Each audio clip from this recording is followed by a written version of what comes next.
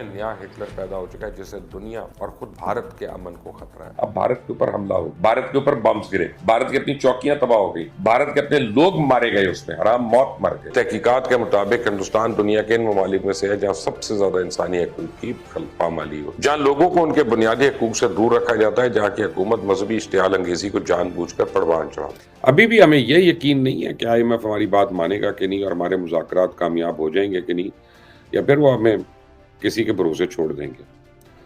क्योंकि हमारे वजीर खजाना ने तो पहले ही हमें बता दिया कि पाकिस्तान अल्लाह ने बनाया और वो कौन है जिसने पाकिस्तान में क्रेडिट खत्म करने की कोशिश की? वो कौन है जिसने पाकिस्तान को अफगानिस्तान में फंसाने की कोशिश की? वो कौन है जो पाकिस्तान में मुसलसल मुआशी पाबंदियां लगाने की कोशिश कर रहा है और FATF में इसका अमली मुजाहरा भी देखिए? वो कौन है जो पाकिस्तान सोशल मीडिया के जरिए मुसलसल इंतशार फैलाने की कोशिश कर रहा है और वो कौन है जो पाकिस्तान में अलहदगी पसंद शिद्दत पसंदों को सपोर्ट कर रहा है? वो कौन है जो पाकिस्तान के दुश्मनों पर मेहरबान है? वो कौन है जो तहरीक तालिबान पाकिस्तान को हमारे खिलाफ मदद दे? और कौन है जो पाकिस्तान को खारजा महाज पे तनहा करने की कोशिश कर रहा है? वो कौन है जो पाकिस्तान के CPAC के लिए गड़े कूद है? वो कौन है जो पाकिस्तान के अंदर यहाँ तक के लाहौर में दहशतगर्द और खुदकश हमले कर? अगर आप इन सब बातों पर नजर दौड़ाएं तो आपको एक ही किरदार नजर आएगा। अब इस पाकिस्तान मीडिया को कौन समझाए कि आपकी अंदर की जो कमी है, आपके अंदर आपके मुल्क की जो मतलब ख़राब चीज़ें हैं, उसमें और कोई देश का हाथ कैसे हो सकता है।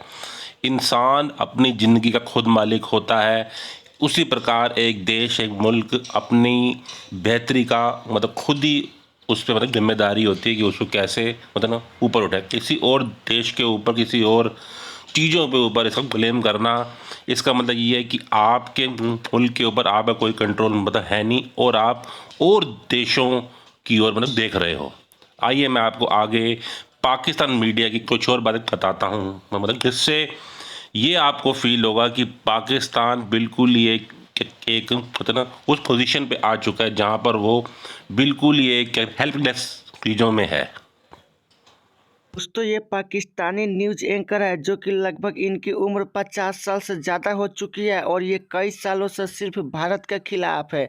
आग उगलते और भारत को नीचा दिखाने की कोशिश करते हैं, लेकिन ना पसंद करेगा जहाँ उनको सिर्फ नुकसान हो रहा हो। बिस्मिल्लाहिर्रहमानिर्रहीम, अस्सलाम वालेकुम। आज मैं आपको तफसील से बताता हूँ कि दुनिया हमसे कैसे आगे निकल रही है, दुनिया की तरजीहात हैं क्या और हमारी क्या। दुनिया और ख़ास तौर पे हमारे हमसाया ममालिक जो हैं वो आगे बढ़ने के लिए क्या इक़दाम कर रहे हैं और हम कहाँ पे खड़े हैं। हमें कोई आईना दिखाने वाला भी नहीं है, हमें कुछ सच बोलने वाला भी नहीं है। दुनिया के हुक्मरान पूरी कौम की तरक्की के लिए क्या क्या कर रहे हैं और हमारे हुक्मरानों की तरजीहात हैं क्या। लेकिन आगे बढ़ने से पहले आपने अगर अभी तक इस चैनल को सब्सक्राइब नहीं किया तो प्लीज़ कर लें और बेल आइकॉन को ज़रूर प्रेस कर लीजिएगा। ये मौजूदा दौर में जब हम किसी मुल्क की तरक्की की बात करते हैं, जो सबसे पहले चीज़ हमें नज़र आती है ना, वो है IT, इंफॉर्मेशन टेक्नोलॉजी और उसकी एक्सपोर्ट्स। और इसके बाद हम देखते हैं कि इस मुल्क में कौन सी बड़ी बड़ी IT कंपनीज हैं, वो पैसा लगा रही हैं, स्टार्टअप्स को कर रही हैं और मज़ीद कितना पैसा लगाना चाह रही हैं। और इस टेक्नोलॉजी के हवाले से सबसे तेज़ी से तरक्की करता हुआ अगर कोई मुल्क है तो वो हमारे अपने हमसाये में है, इंडिया। और इंडिया है जो बड़ी रैपिड उस पर प्रोग्रेस कर रहा है।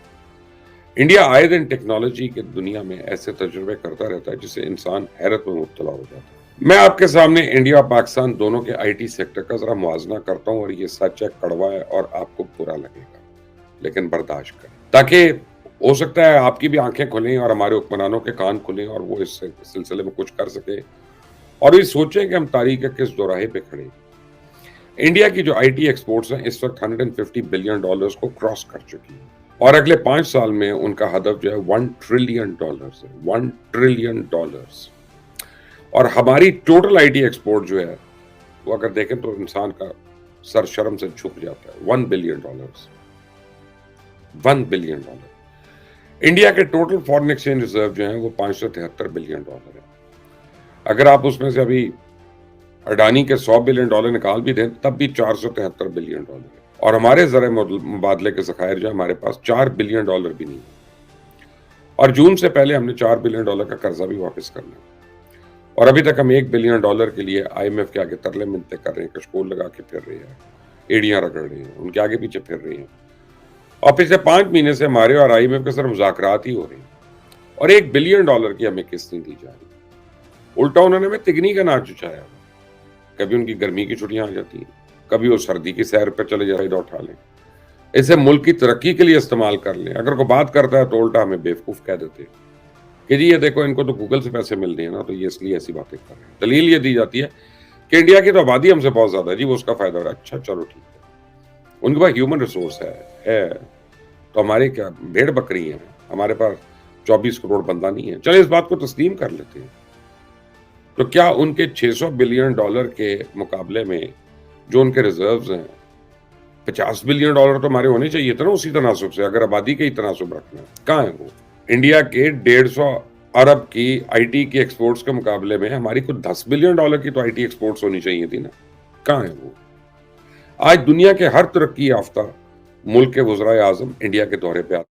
सो फ्रेंड्स, आपने देखा कि पाकिस्तान की जो आवाम है, पाकिस्तान की मीडिया है, उसने भी ये बात को जान लिया है कि उनके मुल्क की जो एक मतलब रेपुटेशन है, एक मुल्क की जो एक आगे की काम है, वो सिर्फ तरक्की पे ही बेस्ड है।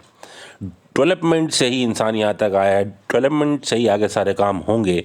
तो क्यों हम लोग फालतू के कामों को छोड़ के अपने मुल्क की बेहतरी के लिए काम करें, इंसानियत के लिए काम करें।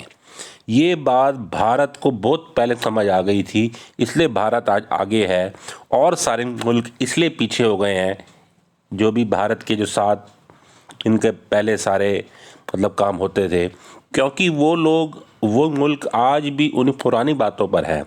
भारत ने ये बात बहुत पहले समझ ली कि ना उसके मुल्क की बेहतरी, उसके मुल्क के लोगों की बेहतरी सिर्फ तरक्की में ही है।